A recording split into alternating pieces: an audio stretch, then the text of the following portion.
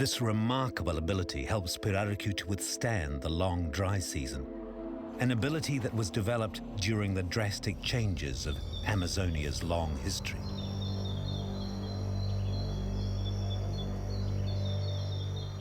During the ancient past, other Amazonian fish developed strategies to help survive difficult times.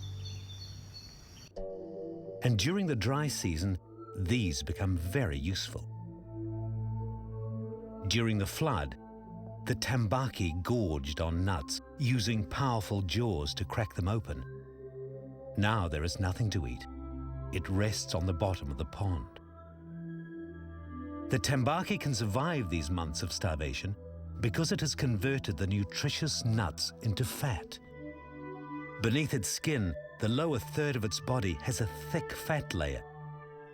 And as it waits out the long, dry season, it slowly consumes its fat reserves.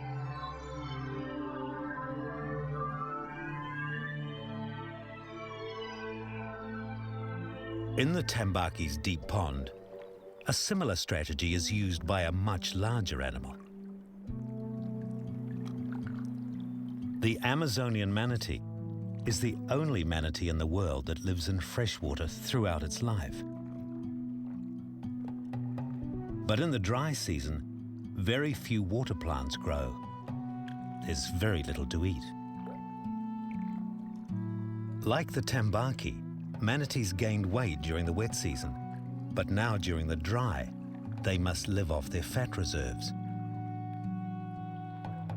While most manatees are losing weight, this one's belly is swollen.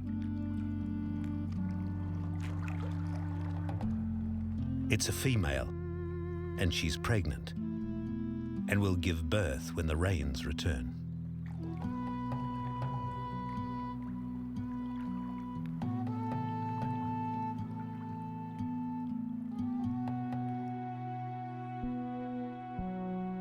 As the water in the rivers of Amazonia recede, numerous lakes become isolated from the main flow. In one of these cut-off or oxbow lakes, a family of giant otters enjoys easy hunting because the fish are confined and have nowhere to escape. This giant otter family group has been hunting together in the deeper parts of the lake. During the hunt, some family members drive fish towards others that lie in wait.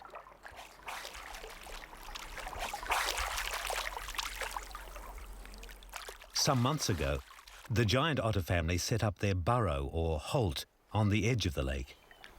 And now, 3 new members are to be seen. After 2 months in the burrow, they're old enough to come outside and splash about in the shallows.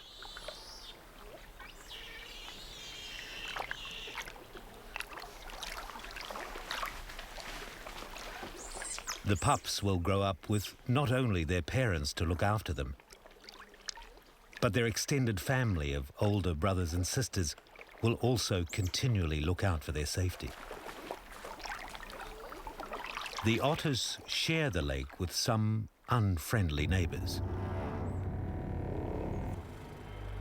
The caiman, the South American alligator, grows 2 meters long and is dangerous. If this one gets too close without the otters noticing, it could take one of the pups.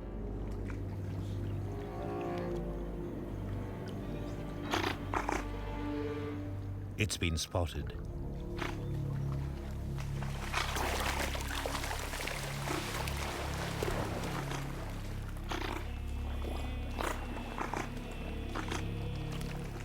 Most of the family takes to the water to chase it away, and the mother quickly moves the pups back to the safety of the burrow.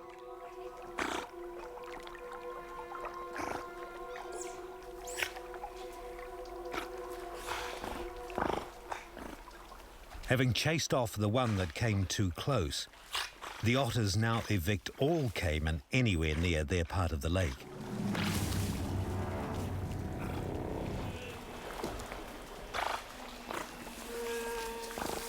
They make snorting sounds as a warning to the caiman. Their whining sounds are a contact call between members of the group.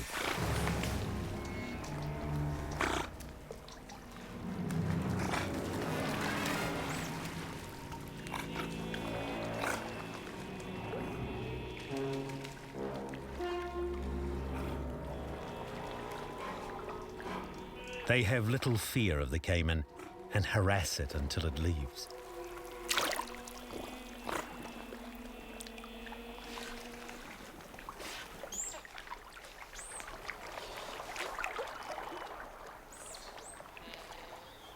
The otters claim priority over the lake. They move about freely and hunt wherever they like. As the day ends, the family gather. Caiman are no longer a threat, and it's safe for the 3 pups to come out and join their older brothers and sisters.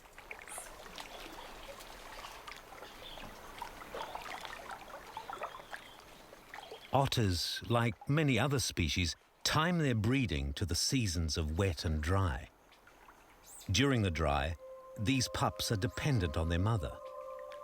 But in a short time, they will be big enough to hunt for themselves, and that time will coincide with the return of the wet.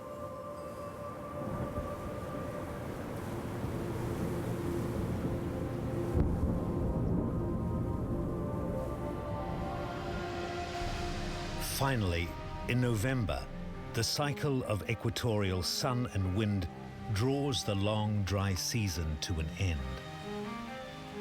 At first, the rainwater from the Andes Mountains fills the Amazon River and its many tributaries.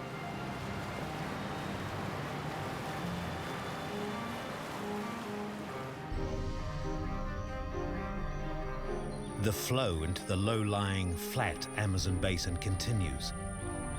Then slowly, the waters overflow the riverbanks, and once more, huge areas of forests become flooded.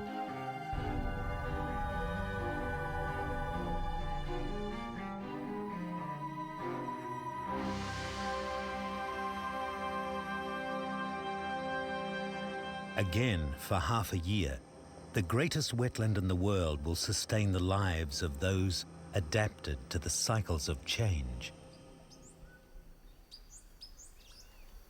As waters rise in the forests, a great array of fish enter. They're eagerly pursued by their predators.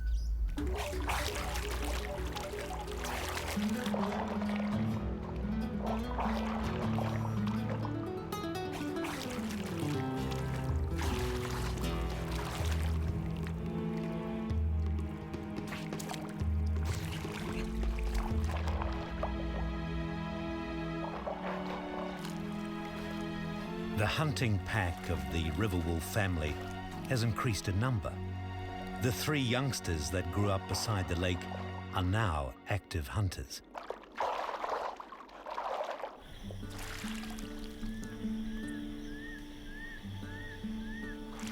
Of the offspring of other predators are still far too young to leave their parents' care.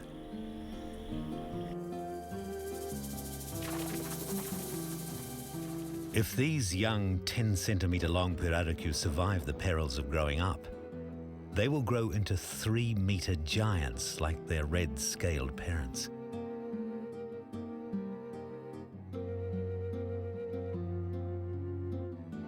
Both parents care for their large family that numbers around 1,000.